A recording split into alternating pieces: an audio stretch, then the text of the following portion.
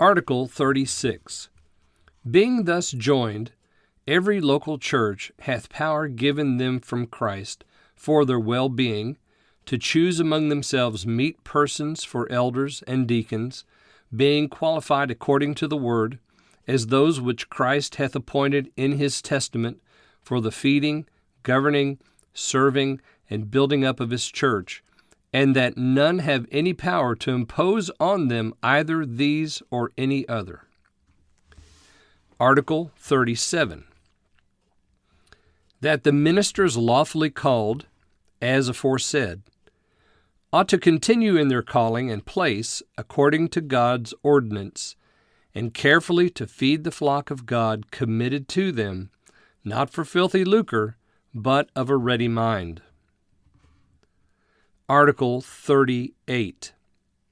The ministers of Christ ought to have whatsoever they shall need, supplied freely by the church, that according to Christ's ordinance they that preach the gospel should live of the gospel by the law of Christ.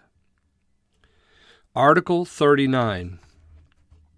Baptism is an ordinance of the New Testament, given by Christ to be dispensed upon persons professing faith, or that are made disciples, who upon profession of faith ought to be baptized, and after to partake of the Lord's Supper. Article 40.